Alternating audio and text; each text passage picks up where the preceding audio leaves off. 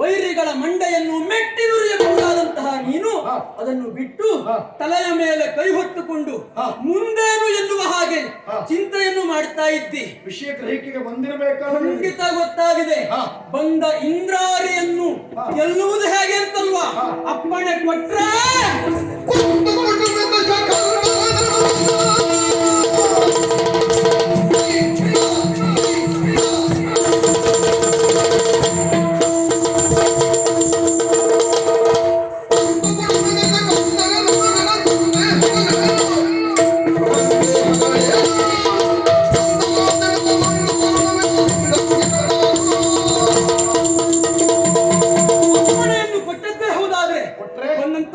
ಇಂದ್ರಜಿತನನ್ನ ಕೊಂದು ಕಳೆಯುವುದಕ್ಕೆ ನಾನು ಸಿದ್ಧನಾಗಿದ್ದೇನೆ.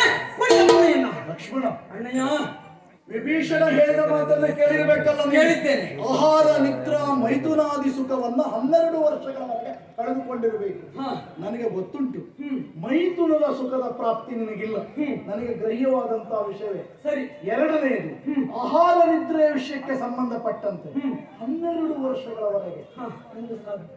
ಸದ್ಯದಲ್ಲಿ ಇಂದ್ರಜಿತನನ್ನು ಕೊಲ್ಲುವುದು ಗೆಲ್ಲುವುದು ಮುಖ್ಯ ಅಲ್ವಾ? ಆ ಕೆಲಸ ಪೂರೈಸಿ ಬಂದು ಉತ್ತರ ಕೊಡ್ತೇನೆ. ಅಪ್ಪಣೆ ಆ ಉತ್ತರ ಕೊಡ್ತೀನಿ. ಹೌದು, ನಿನ್ನ ಹತ್ರ ಸಾಧ್ಯತೆ ಉಂಟು. ಹಾಗಿದ್ರೆ ನನ್ನ ನಿರೀಕ್ಷೆಯ ಉತ್ತರಕ್ಕೋಸ್ಕರವಾಗಿ ಸಮಯವನ್ನು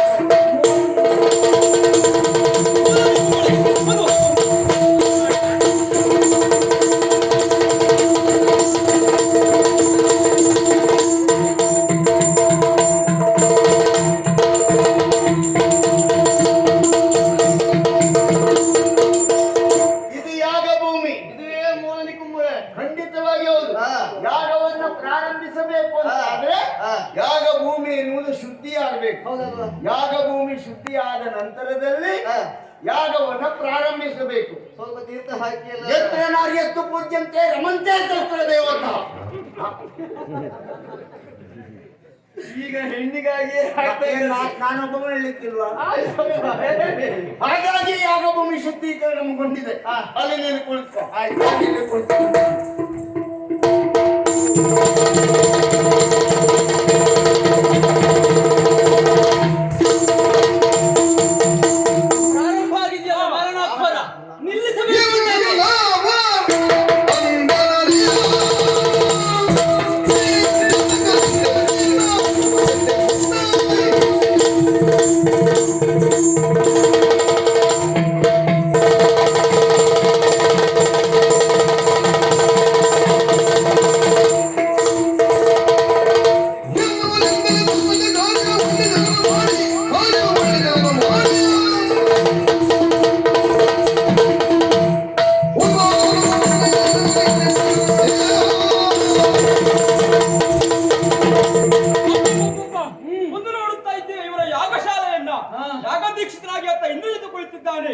ಯಾಗವನ್ನ ಮಾಡಿಸುವುದಕ್ಕಾಗಿ ಅವನ ಗುರುಗಳು ಇತ್ತ ಕುಳಿತಿದ್ದಾರೆ. ಮುತ್ತತ್ತು ನೋಡಿದ್ರೆ ಗೊತ್ತಾಗ್ತದೆ ಇನ್ನು ಎಷ್ಟು ಚೆನ್ನಾಗಿ ಯಾಗ ನಡೀತದೆ ಅಂತ.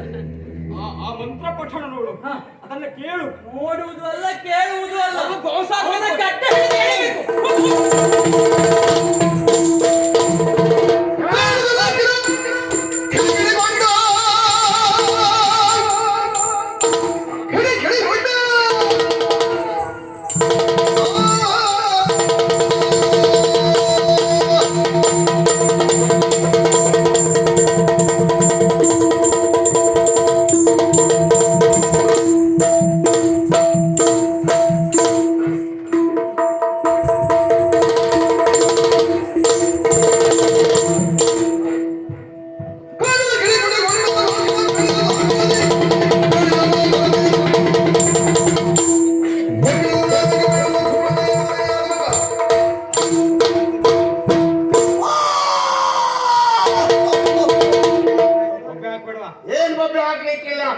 ಬಂದಷ್ಟು ಜನ ಮಾಡಿದ್ದೇವರು. ನಾನೊಬ್ಬ ಹಾಕ್ಲಿಕ್ಕಿಲ್ವಾ?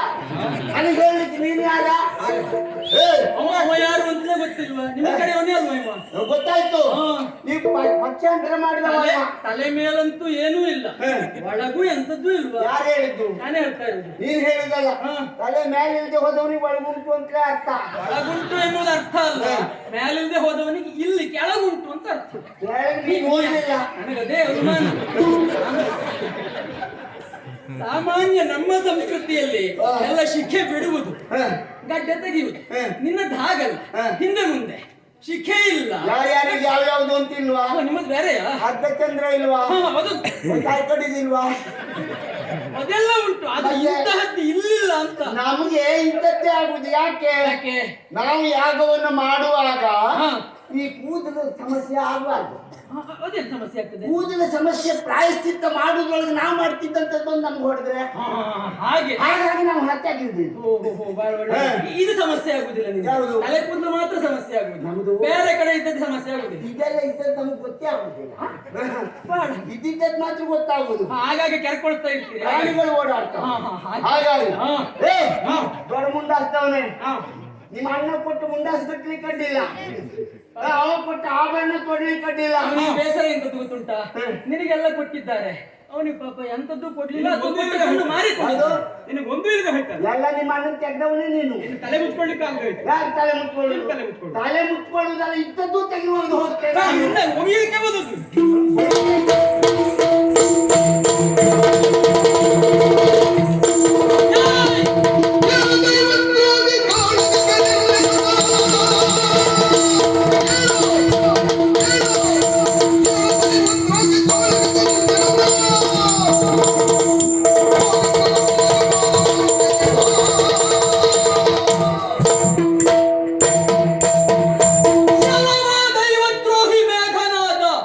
ಮಾಡುವುದೆಲ್ಲ ಅನಾಚಾರ, ಆಮೇಲೆ ಯಾಗ ಮಾಡುವುದು, ಹೋಮ ಮಾಡುವುದು, ಪೂಜೆ ಮಾಡುವುದು. ಮಾಡಿದ ಅನಾಚಾರದ ಪಾಪ ಎಲ್ಲ ಪರಿಹಾರ ಆಗ್ತದೆ ಅಂತ ಭಾವಿಸಿದ್ದೀಯಾ? ಖಂಡಿತವಾಗಿ ಇಲ್ಲ. ಹೇಳ ಮೇಲಾಳ, ಯುದ್ಧ ಮಾಡ. ಮಾಡುವುದಿಲ್ವಾ? ನಿನಗೆ ಸರಿ.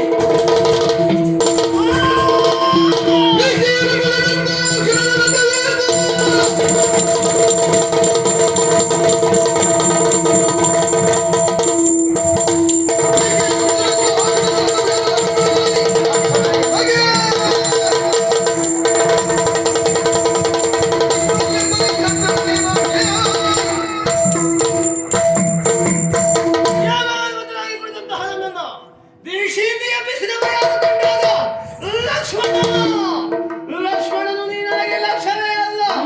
ಆದರೆ ಮೂಲದಿ ಕುಂಬಳೆಯೇ ಇರೋವನ್ನ ನಮ್ಮವರು ಬಿಟ್ಟರೆ ಇನ್ನು ಅನ್ಯರು ಅರಿಯರು.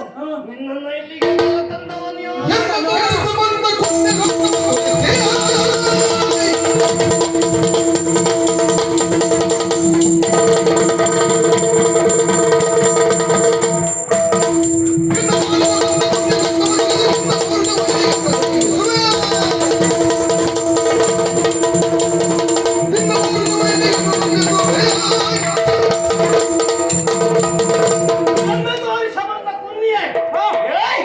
ಹೇಳಿಕೊಡೋದಕ್ಕೆ ಹೋದ ಚಿಕ್ಕಪ್ಪ ನನಗೆ ನಾಚಿಕೆ ಆಗುದಿಲ್ಲ.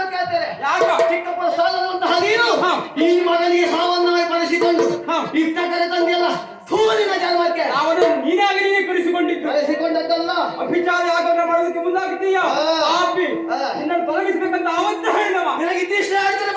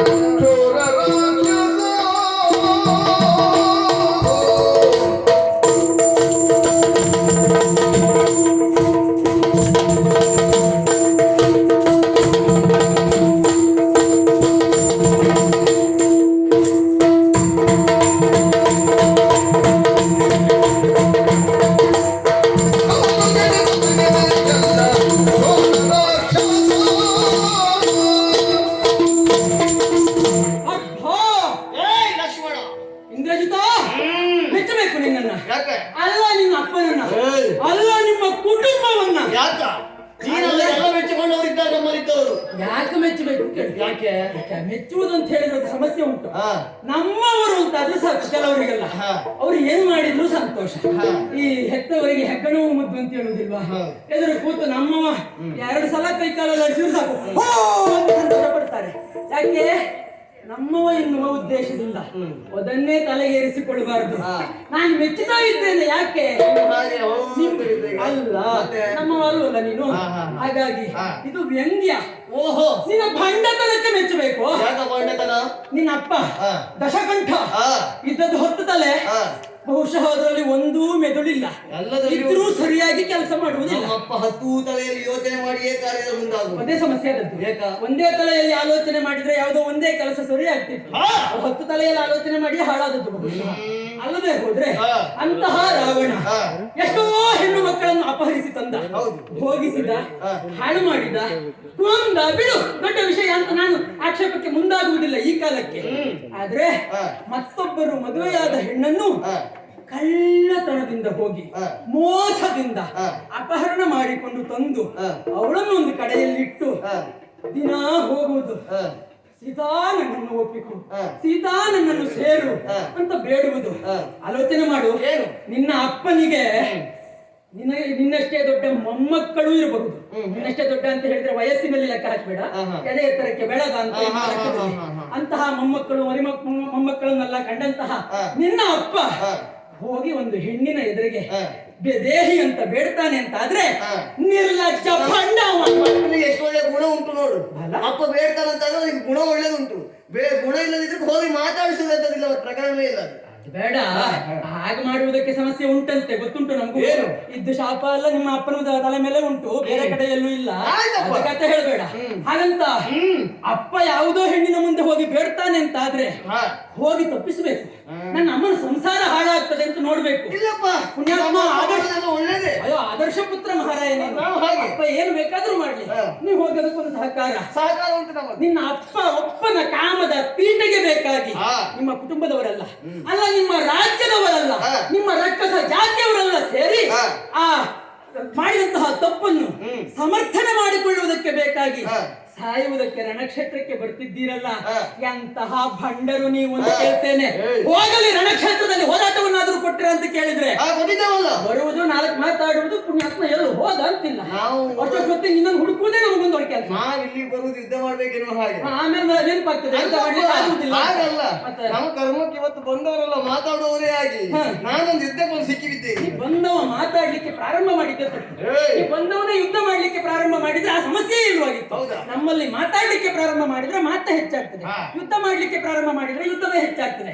ಪಾಪ ನಿನಗೆ ಗೊತ್ತಿಲ್ಲ, ಆ ಯುದ್ಧದಲ್ಲಿ ಗೆಲ್ಲುವುದಕ್ಕಾಗದೆ ಮಾರಣಾಧಾರ ಮಾಡುವುದಕ್ಕೆ ಮುಂದಾಗ್ತಾ ಇದ್ದೀರಲ್ಲ. ಏನೋ ಮಾಡಿದ್ರೆ ಬಹಳ ದೊಡ್ಡದಾಗ್ತೇ ನೀನು ಆಗ್ತಿ ಎನ್ನುವಂತಹ ಭಾವ ಇದ್ದಿರಬಹುದು. ಹಾಳು ಮಾಡಿದ್ದೇನೆ, ಇನ್ನು ಏನು